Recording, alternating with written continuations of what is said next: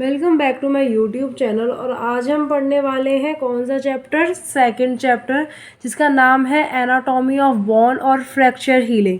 तो सबसे पहले इसके अंदर हम देखेंगे अंदर एनाटॉमी ऑफ बोन। बोन्स जो होती हैं वो डिफरेंट डिफरेंट क्राइटेरियाज पर डिवाइड हो रखी होती हैं, लेकिन इसके अंदर बता रखा है शेप के ऊपर जो बोन्स डिवीज़न हो रखा है 4 टाइप्स के अंदर हो रखा है, लॉन्ग, शॉर्ट, फ्लैट और इरेगुलर बोन।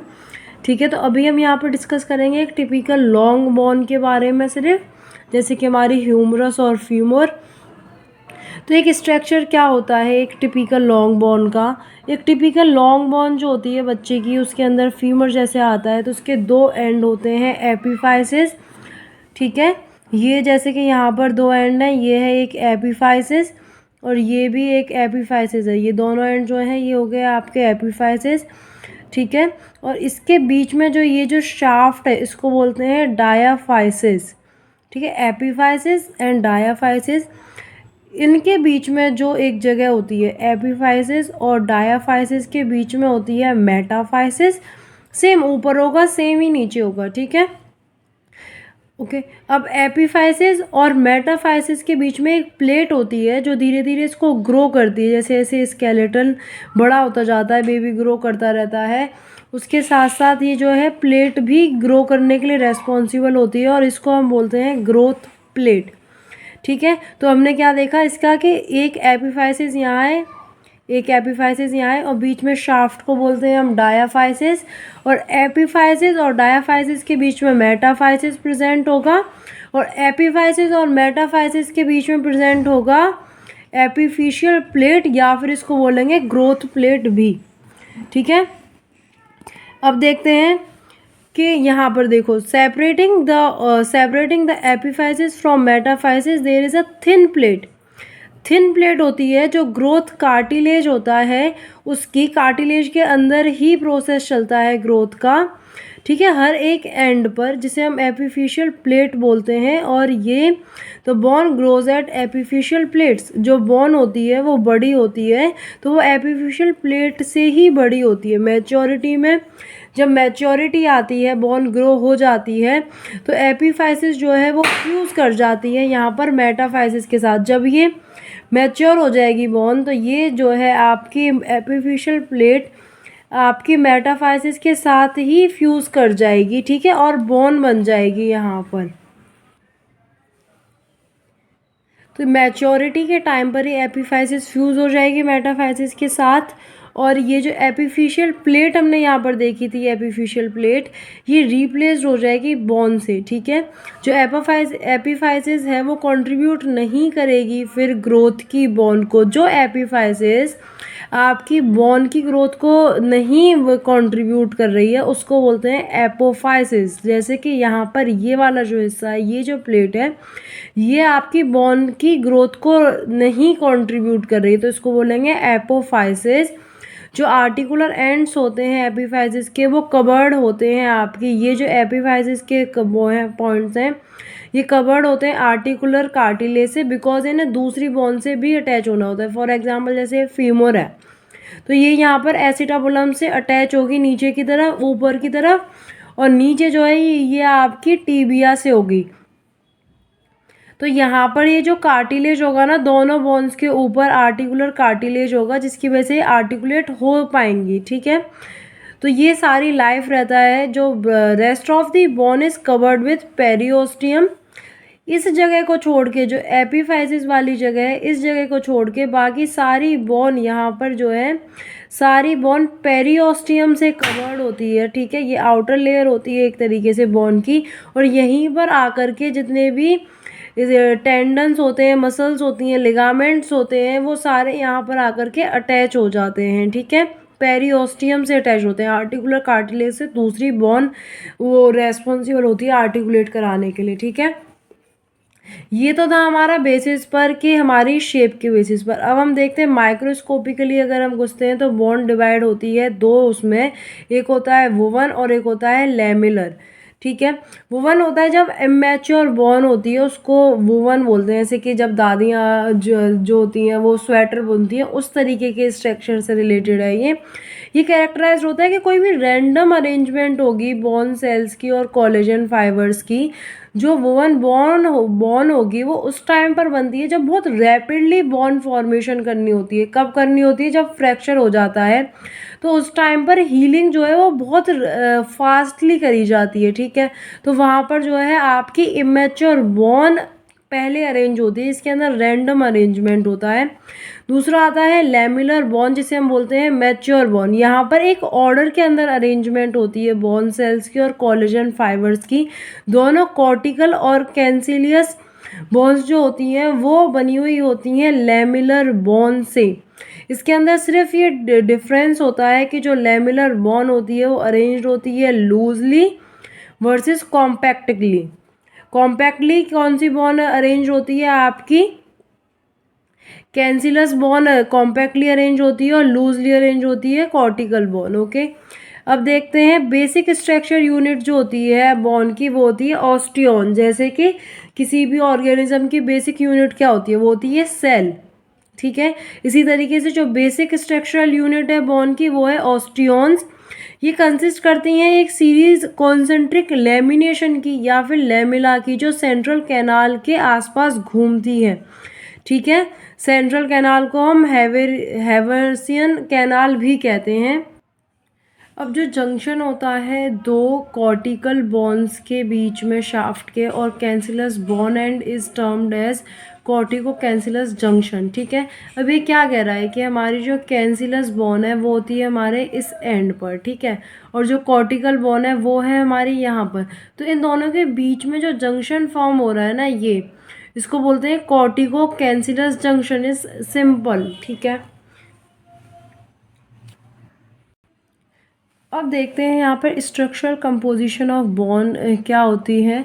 जो बॉन है वो बनी हुई है बॉन सेल्स से और एक्स्ट्रा सेलुलर मैट्रिक्स से। जो मैट्रिक्स होता है वो दो तरीके के मटेरियल को कंसिस्ट करता है, पहला है ऑर्गेनिक और दूसरा है इनऑर्गेनिक, ठीक है। जो हमारा मैट्रिक्स है वो दो तरीके के कंपोनेंट को मटेरियल को कंसिस्ट करता है। First one is organic and second one is inorganic. Organic जो मैट्रिक्स है वो फॉर्म किया जाता है कोलेजन के थ्रू, जो फॉर्म करता है 32। ऑर्गेनिक जो है वो फॉर्म किया हुआ है कोलेजन के थ्रू, ठीक है, और वो 30 to 35% रेस्पॉन्सिबल है ड्राई वेट के लिए बोन के। और जो इनऑर्गेनिक मैट्रिक्स है वो प्राइमरली बना हुआ है कैल्शियम और फॉस्फोरस सॉल्ट से, स्पेशली हाइड्रोक्सी एप्टाइट से, जो कि कॉन्स्टिट्यूट करता है 65% to 70% of dry weight of bone. Okay, तो मैट्रिक्स जो होता है वो होता है हमारे बॉन के बीच में, ठीक है। यहाँ पर इस तरीके से जो है बोन मैरो होता है, उसके अंदर मैट्रिक्स वगैरह होता है, और यहाँ पर ये ऑर्गेनिक इनऑर्गेनिक से बना हुआ होता है। ऑर्गेनिक मैट्रिक्स जो है कोलेजन से बनता है और इनऑर्गेनिक मैट्रिक्स जो होता है वो बनता है कैल्शियम और फॉस्फोरस सॉल्ट से, ठीक है। और ये 30 to 35% ड्राई वेट के लिए रेस्पॉन्सिबल होता है और ये 65 to 70%। अब देखो यहाँ पर जो है हमारे आते हैं बॉन सेल्स के, किन्स के थ्रू जो है बॉन सेल्स बनते हैं। ओके, यहाँ पर तीन तरीके के सेल्स होते हैं, एक होता है ऑस्टियोब्लास्ट, ऑस्टियोसाइट और ऑस्टियोक्लास्ट, ठीक है। ऑस्टियोब्लास्ट वो होता है जो बोन को बनाने के लिए रेस्पॉन्सिबल होता है, ठीक है। ऑसिफिकेशन उस प्रोसेस को कहते हैं, द प्रोसेस ऑफ फॉर्मिंग और जनरेट द बोन, ठीक है। ये जो सेल्स होते हैं ये एल्कलाइन फॉस्फेटेस ग्लाइकोलाइटिक एंजाइम्स और फॉस्फोरिलेज के, मतलब इनके अंदर ये चीज़ ज़्यादा होती है, इसीलिए ये जो है ऑसिफिकेशन के लिए रेस्पॉन्सिबल होते हैं। ऑस्टियोब्लास्ट, इसको याद करने का मतलब सिंपल है कि कोई चीज़ ब्लास्ट होगी तो वो चीज़ बढ़ती जाएगी ना, जैसे कि एटॉमिक रिएक्शंस होते हैं तो वो ब्लास्ट होते होते कितना डैमेज कर देते हैं, लेकिन यहाँ पर जब ब्लास्ट होगा तो वो जुड़ते जुड़ते जुड़ते जुड़ते पूरे बॉन बन जाएगी।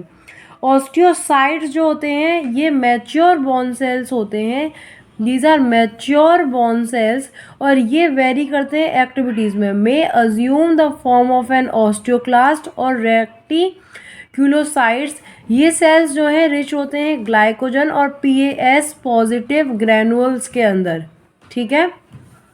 तो ये आपके मैच्योर बोन सेल्स होते हैं और इनकी एक्टिविटी जो है वो वेरी कर सकती है। और थर्ड वन इज ऑस्टियोक्लास्ट। ये मल्टी न्यूक्लिएट मेसेनकाइमल सेल्स होते हैं जो कि बोन रिजॉर्प्शन के लिए रेस्पॉन्सिबल होते हैं। जैसे कि अगर कहीं पर बोन ओवर ग्रोथ कर गई है, फॉर एग्जांपल ये बोन है, ठीक है, और यहाँ पर जो है ये थोड़ा ओवर ग्रोथ कर गई है, तो उसको यहाँ से अगर रिमूव करना है तो यहाँ पर जो है ऑस्टियोक्लास्ट वर्क करेंगे रीएब्जॉर्ब करने के लिए। These have glycolytic acid hydrolase collagenase and acid phosphatase enzyme. तो इसके अंदर देखो ये जो कोलेजन होता है, बॉन्ड किससे बनी हुई होती है? कोलेजन से। ओके, तो यहाँ पर कोलेजनेज है, मतलब कि ये इसको डिस्ट्रॉय करने वाला एंजाइम है। एनेज मतलब कोई ऐसा एंजाइम जो इसको काटे, ठीक है। यहाँ पर सेम हाइड्रोलेज है, तो ये इसको काटने के लिए रेस्पॉन्सिबल है बॉन को, ठीक है। तो ये तीन सेल्स थे, ऑस्टियोब्लास्ट, ऑस्टियोसाइट्स और ऑस्टियोक्लास्ट। अब हम देखते हैं growth of a long bone. तो अब आगे ग्रोथ कैसे होती है किसी भी लॉन्ग बोन की। सारी जो लॉन्ग बोन्स होती हैं एक्सेप्ट क्लेबिकल, ठीक है, वो डेवलप होती हैं कार्टिलिजीनियस मॉडल से, जिसके अंदर एंडोकॉन्ड्रल ऑसिफिकेशन होती है। मतलब कि जो कार्टिलेज के सेल्स होते हैं उनसे वो रेस्पॉन्सिबल होते हैं ग्रोथ के लिए। इस तरीके की जो ऑसिफिकेशन होती है ये मिडल ऑफ द शाफ्ट के अंदर बिफोर बर्थ, ये बिफोर द बर्थ हमारी एंडोकॉन्ड्रल ऑसिफिकेशन बिफोर दी बर्थ, बच्चे के पैदा होने से पहले जो इंट्रा यूट्राइन लाइफ होती है उसके अंदर बोन्स फॉर्म होती हैं, उसमें ये शाफ्ट को फॉर्म करता है। और यहाँ पर जो है इसको कहा जाता है प्राइमरी सेंटर। जैसे कि ये हमारी कोई भी बोन है, ठीक है, तो इसके अंदर जो आपका प्राइमरी सेंटर ऑफ ऑसिफिकेशन होगा ये होगा शाफ्ट के बीच में, और यहाँ पर एंडोकॉन्ड्रल ऑसिफिकेशन चल रही होगी बिफोर दी बर्थ, जब बेबी पेट के अंदर है। और सेकेंडरी सेंटर ऑफ ऑसिफिकेशन जो होता है ये अपीयर होते हैं at the end of the bones, mostly after the birth, ठीक है। यहाँ पर आ जाएंगे, यहाँ पर आ जाएंगे सेंटर ऑफ ऑसिफिकेशंस, ठीक है। लेकिन बिफोर दी बर्थ वाला यहाँ पर मिडल ऑफ द शाफ्ट के अंदर ही होगा। इसको बोलेंगे प्राइमरी ऑसिफिकेशन सेंटर, प्राइमरी, और इसको बोलेंगे सेकेंडरी ऑसिफिकेशन सेंटर्स, ठीक है।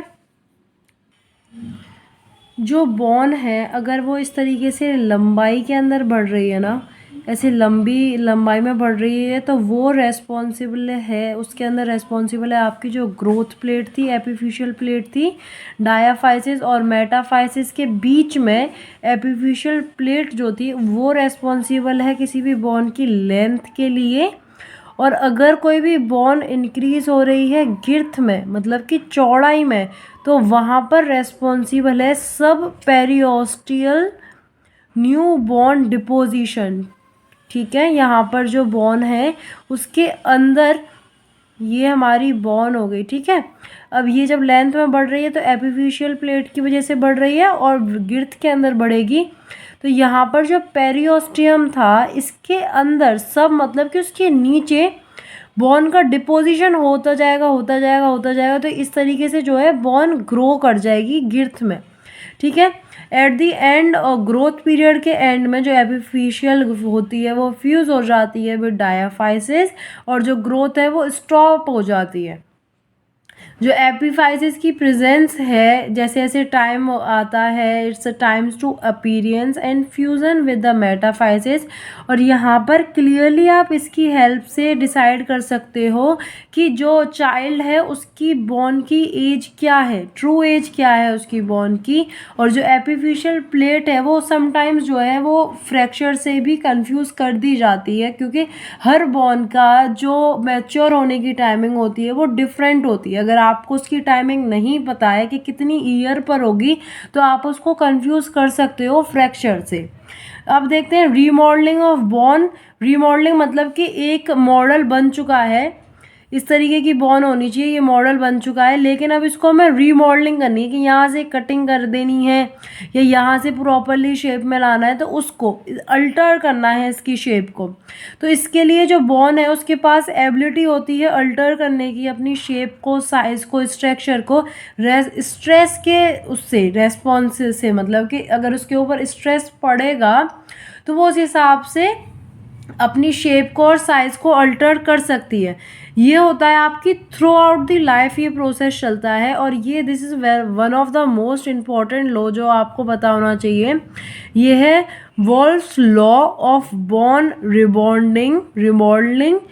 ठीक है, बॉन हाइपरट्रॉफी वहाँ पर होगी जहाँ पर स्ट्रेस पड़ेगा। ठीक है, अब ये क्या कहना चाह रहा है कि जब भी आप वेट बियरिंग करते हो, ठीक है, या कोई भी आपने वो देखा है कि अगर कोई वेट बियरिंग कर रहा है और उसकी बॉन इस तरीके से है, उस पर स्ट्रेस पड़ रहा है इस डायरेक्शन से, ठीक है, तो यहाँ पर जो है इसकी हाइपरट्रॉफी हो जाएगी इस तरफ। ठीक है, मतलब कि हाइपरट्रॉफी जो होगी सेल्स की, मतलब जो अमाउंट बढ़ेगी बॉन की, वो पड़ेगी आपकी स्ट्रेस के प्लेन में। ठीक है, उसका स्ट्रेस से डायरेक्टली कनेक्शन है अकॉर्डिंग टू वॉल्स लॉ। तो अभी तक हमने देखा कि ग्रोथ क्या होगी, स्ट्रक्चर क्या होगा, कंपोजिशन क्या होगी। अब हम देखते हैं ब्लड सप्लाई टू बॉन। बॉन के अंदर भी ब्लड सप्लाई होती है जो हमें नॉर्मली नहीं पता होती है। ठीक है, जो ब्लड सप्लाई है हर एक बॉन की वो डिस्कस करी जाती है कंसीडर रिलीवेंट के साथ। और ये जो ब्लड सप्लाई है एक टिपिकल लॉन्ग बॉन की, वो कुछ इस तरीके से देखो। यहाँ पर जो आपका पार्ट था ये एपिफिशियल पार्ट था, ऊपर वाला मेटाफिशियल पार्ट था। तो यहाँ पर जो वेसल्स है उनका नाम भी सेम होगा। ठीक है, ये जो मेन आर्टरी है यहाँ से जो जा रही है वेसल, इसको बोलते हैं हम न्यूट्रिएंट वेसल, जो कि मिड ऑफ द शाफ्ट से जाती है। फिर यहाँ पर ये दो हिस्सों के अंदर डिस्ट्रीब्यूट हो जाती है। ठीक है, और यहाँ पर आकर के एक तरीके का गुच्छा जैसे कहते हैं ना कि मिल जाना एक दूसरे से, ये जो वेसल्स हैं एक दूसरे से मिल जाएंगी, इसको बोलते हैं हम एनाटमोसिस। ठीक है, अब हर एक जो वेसल है, आर्टरी है, उसका हम पता करते हैं क्या होता है। न्यूट्रिएंट आर्टरी जो होती है हमारी, ये वाली आर्टरी जो बीच से जा रही है शाफ्ट से, वो उसको कहते हैं न्यूट्रिएंट आर्टरी। ये वेसल जो है एंट्री करती है बोन में अराउंड द मिडल और डिवाइड करती है दो हिस्सों में, दो ब्रांचेस के अंदर वो करेगी डिवाइड। जो एक हिस्सा जो है ऊपर की तरफ जाएगा तो एक हिस्सा नीचे की तरफ जाएगा। और हर एक हिस्सा जो है ये बहुत सारे पैरेलल वेसल्स के अंदर, यहाँ पर ये देखो पैरेलल वेसल्स को निकालता हुआ जाएगा और रिस्पेक्टिव ऑफ द मेटाफाइसिस के पास तक। ठीक है, जो मेटाफिशियल वेसल है उसके अंदर बहुत सारे numerous small vessels derived from the anastomosis around the joint. यहाँ पर ये जो ये वाली जो वेसल आ रही है ये है हमारी मेटाफिशियल वेसल। और यहाँ पर बहुत सारी वेसल जो हैं वो आती हैं आपकी एनाटमोसिस के लिए। The pierce the metaphysis along the line of attachment of the joint capsule. ठीक है, अब देखो जो एपिफिशियल वेसल्स हैं वो आपकी एपिफिशियल वाले रीजन के अंदर डायरेक्टली एंटर करती हैं, जो होता है आपका सबसे ऊपर वाला रीजन। ठीक है, पेरियोस्टियल वेसल्स जो होती हैं, पेरियोस्टियम क्या होता है, जो आउटर लेयर होती है बोन की, जहाँ पर टेंडन्स लिगामेंट्स आकर के अटैच होते हैं। यहाँ पर बहुत हाई ब्लड की सप्लाई होती है और बहुत छोटी वेसल्स जो हैं वो एंटर करती हैं बोन में सप्लाई करने के लिए outer third of the cortex को, अडल्ट बोन की। ठीक है, अब जो ब्लड सप्लाई है इनर 2/3 ऑफ द बोन का वो आता है न्यूट्रिएंट आर्टरी से, जो मिड में जा रही थी आर्टरी, उससे आपका ये वाली जो मेन आर्टरी है न्यूट्रिएंट वेसल है, इससे आपका 2/3 जो ब्लड की सप्लाई है वो आती है न्यूट्रिएंट वेसल से। ठीक है, और 1/3 जो आती है वो आती है पेरियोस्टियल वेसल से, जो बाहर की तरफ ही आपकी सप्लाई देती हैं। अब हमें ये सब पता होना क्यों ज़रूरी है ब्लड सप्लाईज का बोन की, क्योंकि यहाँ पर बहुत सारी ऐसी कंडीशंस होती हैं जहाँ पर एवस्कुलर नेक्रोसिस हो जाता है। तो इसका एक्सप्लेनेशन करना कि क्यों जो आपका यूनियन है फ्रैक्चर का वो डिले हो गया है या मल यूनियन हो गया है, ये सारी चीज़ों को पता करना और एक्सप्लेन करना, इसके लिए हमें ब्लड सप्लाई का पता होना बहुत ज़्यादा ज़रूरी है। अब नेक्स्ट हम देखेंगे फ्रैक्चर हीलिंग क्या होता है।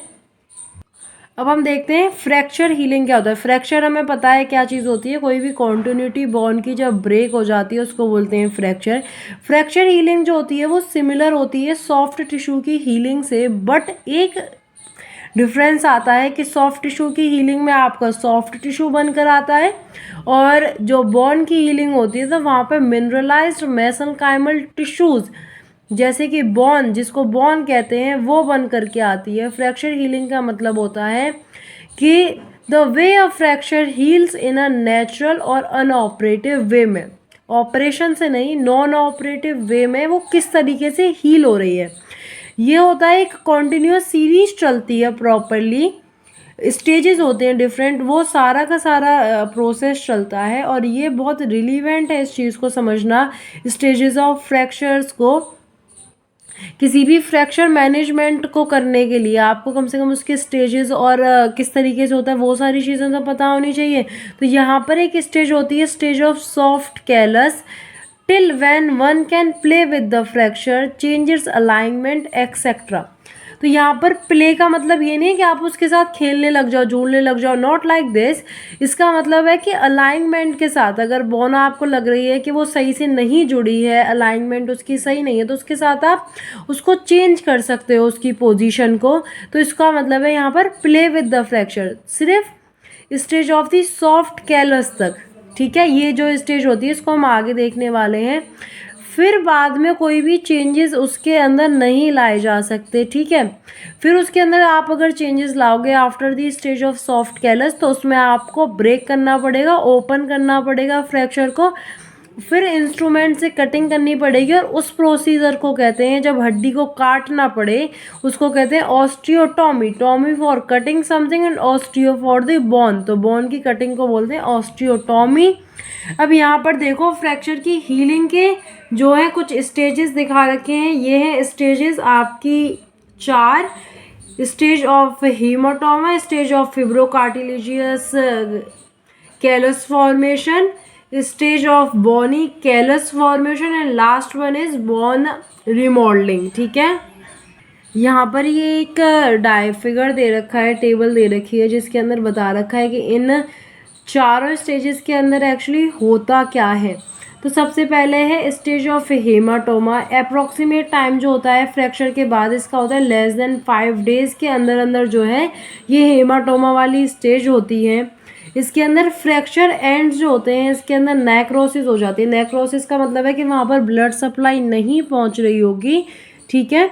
और ऑस्टियोकाइंस जो साइटोकाइंस जो होते हैं वो वहाँ पर छूट रहे होते हैं, लिबरेट हो रहे होते हैं, which are responsible for the inflammation. And यहाँ पर सेंसिटाइजेशन ऑफ प्रिकर्सर सेल्स चल रहा होता है, और फ्रैक्चर बहुत ज़्यादा मोबाइल होता है। मोबाइल इन सेंस के वो जो है हिलडुल बहुत रहा होता है। Second stage is stage of soft callus या फिब्रोकार्टिलिजिनियस, ठीक है। इस स्टेज तक आप प्ले कर सकते हो, as I told you before कि इस स्टेज में आप जो है उसकी अलाइनमेंट को चेंज कर सकते हो, और ये टाइम होता है 5 to 11 डेज का, ठीक है। अब इस स्टेज के अंदर क्या हो रहा होता है, proliferation and differentiation of the precursor cells into the vessels, fibroblast, chondroblast and osteoblast, ठीक है।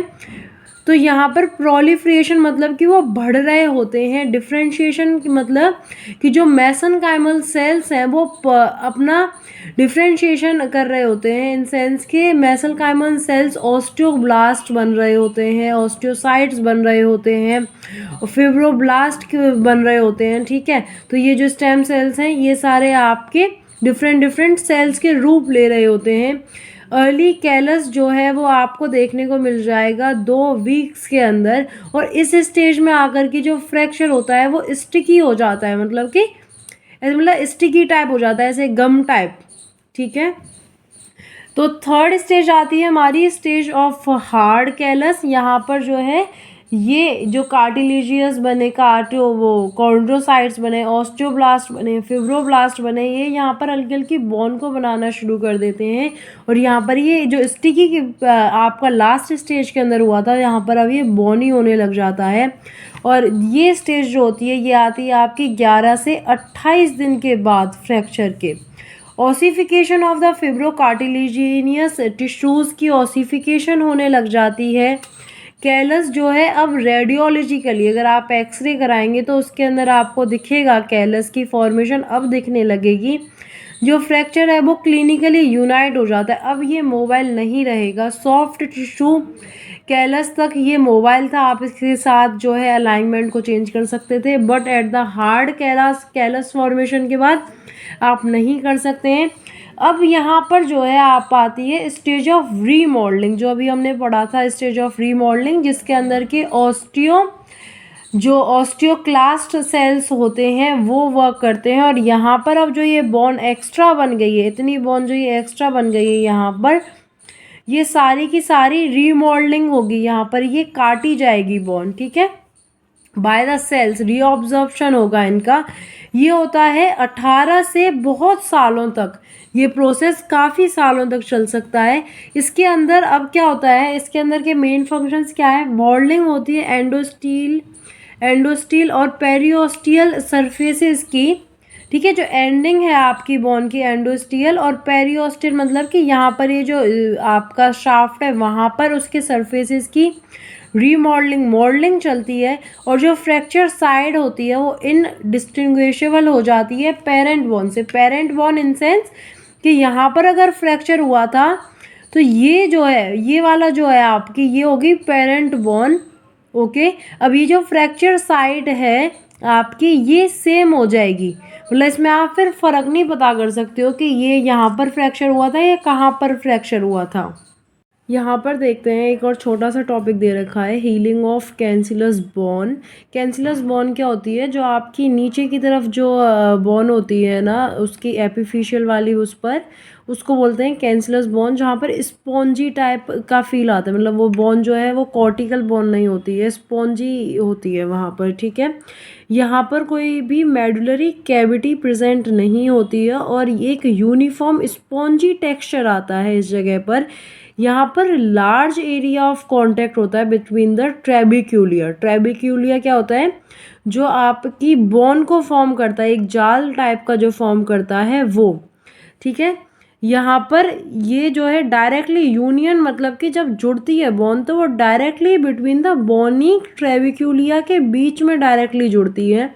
और यहाँ पर subsequent to haematoma and granulation formation, mature osteoblast जो होते हैं वो एक वोवन बोन को फॉर्म करते हैं इन द इंटरसेलुलर मैट्रिक्स के और दो फ्रैगमेंट्स को जोड़ देते हैं, ठीक है।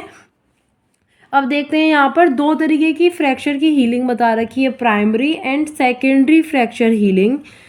अब इसके अंदर प्राइमरी बोन हीलिंग और डायरेक्ट हीलिंग जो होती है, इस तरीके के उसमें हीलिंग में क्या होता है कि फ्रैक्चर हील होता है bone to bone without any kind of callus formation, ठीक है, कोई भी कैलस फॉर्म नहीं होता है। प्राइमरी और सेकेंडरी बोन के अंदर अब यहाँ पर देखो शॉर्ट में दे रखा है कि डायरेक्ट हीलिंग जो होगी यहाँ पर बोन टू बोन होगी, कोई भी कैलस फॉर्मेशन नहीं होगी। लेकिन सेकेंडरी हीलिंग के अंदर क्या होगा, कैलस फॉर्म होगा, फिर बोन टू बोन हीलिंग होगी। यहाँ पर रिजिड इमोबिलाइजेशन होना चाहिए, एब्सोल्यूट स्टेबिलिटी होनी चाहिए, मतलब उसको हिलाना डुलाना वाला सीन नहीं होना चाहिए बिल्कुल भी। यहाँ पर मतलब रिलेटिव स्टेबिलिटी होनी चाहिए, only possible only by surgical fixation of fracture, यहाँ पर मतलब सर्जिकल फिक्सेशन लगानी पड़ेगी। और सेकेंडरी हीलिंग के अंदर ज़्यादातर जो फ्रैक्चर्स होते हैं वो नॉन ऑपरेटिवली ही सही हो जाते हैं, कोई रिजिड उसकी फिक्स करने की ज़रूरत नहीं पड़ती है, ठीक है, जैसे कि कम्युनिटेड फ्रैक्चर्स। अब देखते हैं वो कौन से ऐसे फैक्टर्स होते हैं जो हीलिंग के लिए उसको इफ़ेक्ट करते हैं, ठीक है। तो यहाँ पर पेशेंट के फैक्टर्स क्या हैं कि एज क्या है पेशेंट की, जितना यंग होगा उतना ही जल्दी वो जो फ्रैक्चर है उसका सही हो जाएगा। यंग पॉपुलेशन के अंदर जो कैलस होता है वो एक्सरे के अंदर विजिबल हो जाता है, जैसे कि 2 वीक्स से अर्लीस्ट 2 वीक्स, ठीक है। जितना ओल्ड होता है उतना ही कैलस फॉर्मेशन बाद में होता है और हमें विजिबल नहीं होता, ठीक है। ऑन एन एवरेज जो बोन है चिल्ड्रंस के अंदर वो यूनाइट हो जाती है in half of the time compare to the adult के बीच। उसके मुताबिक जो फेलियर है वो यूनियन का बहुत अनकॉमन होता है, मतलब उनकी जो ज़्यादातर जो फ्रैक्चर होगा वो यूनाइट हो ही जाएगा। दूसरा पॉइंट आता है न्यूट्रिशनल स्टेटस, कि पेशेंट का न्यूट्रिशन कैसा है, वो क्या ले रहा है। कोई मेटाबॉलिक डिसऑर्डर जैसे कि डायबिटीज़ या हाइपोथायरॉयडिज्म जो है ये आपकी हीलिंग को इफ़ेक्ट करता है। जो डायबिटिक पेशेंट्स होंगे उनके अंदर हीलिंग बहुत लेट होगी। स्मोकिंग और एल्कोहलिज्म भी रेस्पॉन्सिबल है। अब दूसरा देखते हैं फ्रैक्चर के फैक्टर्स क्या है, कि कौन सी बोन के अंदर फ्रैक्चर हुआ है, ठीक है, वो रेस्पॉन्सिबल है, वो इफ़ेक्ट करेगी हीलिंग को। जो फ्लैट और कैंसिलस बोन्स जो है वो यूनाइट हो जाती हैं फास्टर देन द ट्यूबुलर और कॉर्टिकल बोन्स से। Second one is pattern of fracture, के किस तरीके का पैटर्न है फ्रैक्चर का। स्पाइरल फ्रैक्चर जो होता है वो जल्दी यूनाइट हो जाता है देन द ओब्लिक फ्रैक्चर, ठीक है। और इन unite faster in the transverse fracture से भी जल्दी यूनाइट हो जाता है। जो कम्युनिकेटेड फ्रैक्चर होता है वो after so many severe trauma के बाद जो होता है ओकर इन द ऑस्टियोपोरोटिक बोन्स के अंदर, जिनके अंदर ऑस्टियोपोरोसिस होता है उनके अंदर जो है कम्युनिकेटेड फ्रैक्चर देखने को मिलता है। और कम्युनिकेटेड फ्रैक्चर बहुत धीरे स्लोली हील होता है। सेकंड वन इज कि मैकेनिज्म क्या था इंजरी का। यहाँ पर हम दो तरीके से इंजरी को डिफ्रेंशिएट करते हैं। One is low velocity and second one is high velocity. Low velocity कुछ इस तरीके से होता है कि कोई छत से गिर गया या ज़्यादा चोट नहीं थी, फोर्स ज़्यादा नहीं थी जिसकी वजह से फ्रैक्चर हुआ। और हाई वेलोसिटी इंजरीज होती हैं जैसे कि ट्रैफिक में या रोड एक्सीडेंट हो गया, उस तरीके वाली जो इंजरीज होंगी वो होंगी हमारी हाई वेलोसिटी के अंदर, ठीक है। अब हाई वेलोसिटी वाली जो इंजरीज होती हैं उसके अंदर सॉफ्ट टिश्यू ज़्यादा डैमेज होते हैं, ठीक है। तो ये दोनों जो फ्रैक्चर्स हैं ये थोड़ा सा डिफरेंटली रिएक्ट करेंगे आपकी हीलिंग में। जो फ्रैक्चर्स ज़्यादा सॉफ्ट टिश्यूज़ में जो आपकी ब्लड सप्लाई है वो लूज़ हो जाएगी तो उसको ज़्यादा टाइम लगेगा हील होने में, ठीक है। तो जो हाई वेलोसिटी वाले इंजरीज होती हैं उनके अंदर ज़्यादा टाइम लगता है। और जो नेक्स्ट रीज़न है आपका जो इफ़ेक्ट करता है वो होता है डिस्टर्ब्ड पैथो एनाटॉमी, ठीक है। यहाँ पर क्या है कि सॉफ्ट टिश्यू इंटरपोजिशन हो गई है, इशियमिक फ्रैक्चर एंड्स हैं तो इनके अंदर ज़्यादा टाइम लगेगा। इन द फॉर्मर जो फ्रैक्चर एंड्स होते हैं वो आपके आसपास वाले जो सॉफ्ट टिश्यू हैं उनको भी डैमेज कर देते हैं, उनके अंदर घुस जाते हैं और स्टक हो जाते हैं। तो जो सॉफ्ट टिश्यू हैं वो interposition between the fragments and prevent the callus from bridging the fragments. अब जैसे कि अगर ये दो सेगमेंट्स हैं और ये बोन है और यहाँ पर ये सॉफ्ट टिश्यूज़ को टीयर कर रही है तो ये कैलस फॉर्मेशन इन दो फ्रैगमेंट्स के बीच में होने नहीं देगी, क्योंकि ये बोन का जो हिस्सा ये तो इस तरफ जा चुका है ना, ठीक है। तो ये आपकी ब्रिजिंग होने ही नहीं देती है और यहाँ पर जो ब्लड सप्लाई है वो सारे में रुक जाती है, ठीक है। जैसे कुछ बोन्स हैं जैसे स्कैफोल्ड होती है आपकी, कार्पल बोन है, उसके अंदर ब्लड सप्लाई जो है वो आपकी डिस्टर्ब हो जाती है, वेस्कुलरिटी जो है वो फ्रैगमेंट्स की रुक जाती है, कट ऑफ हो जाती है। Next one is open fractures जो हैं वो बहुत ज़्यादा डिले यूनियन और नॉन यूनियन के केसेस देखने को मिलते हैं ओपन फ्रैक्चर के अंदर। आई होप अब ओपन फ्रैक्चर क्या होता है आपको पता होगा, ठीक है।